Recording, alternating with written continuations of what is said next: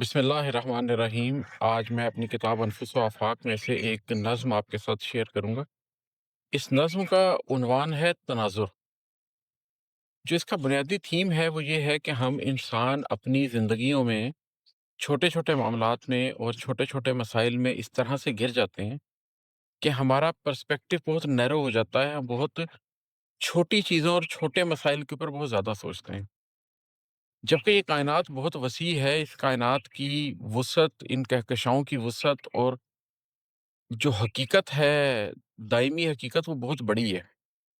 تو وہ تناظر کیسے کریٹ ہوتا ہے؟ اور زندگی میں اگر کوئی شخص اپنی زندگی کو ایک پریکٹیکل لائف کے طور پر بھی گزار رہا ہو، دنیا کے مسائل سے بھی نمٹ رہا ہو، لیکن ساتھ ہی ساتھ اس نے شعور کی وہ آنکھ بھی کھولی ہو کہ وہ کائنات کو دیکھ رہا ہو اور عالمگیر حقیقتوں کو سمجھنے کی کوشش کر رہا ہو، تو اس کے اندر کئی دفعہ کچھ پرسپیکٹو کریٹ ہوتے ہیں، ایک تناظر اس کے اندر اٹھتا ہے کہ کیا کمپیریزن ہے ان مسائل کا اور ان مسائل کا، میں کدھر پھنسا ہوا ہوں اور مجھے کدھر پھنسا ہونا چاہیے۔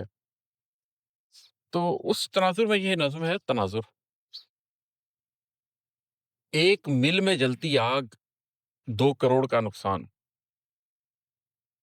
ایک مل میں جلتی آگ، 2 کروڑ کا نقصان، چند ساعتوں میں ہی راکھ ہو گئی سبان، 2 کروڑ کا نقصان، 2 کروڑ کا نقصان۔ یہ ایک عام کیفیت ہے جس سے ہم سب لوگ گزرتے ہیں کہ گھر میں کہیں آگ لگ گئی، مل میں آگ لگ گئی، گاڑی کا ایکسیڈنٹ ہو گیا، کسی کاروبار میں نقصان ہو گیا۔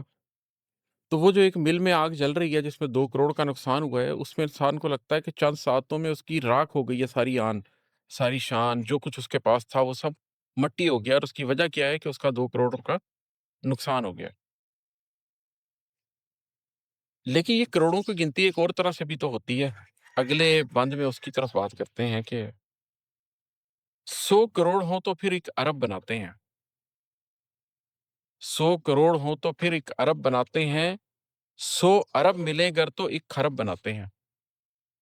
ایک خرب سمجھتے ہو کتنا لمبا ہنسا ہے کہ 2 کروڑ کے نقصان سے تم ہل گئے ہو، لیکن سوچو کہ اگر وہ 100 کروڑ ہو تو کتنے ہوں گے۔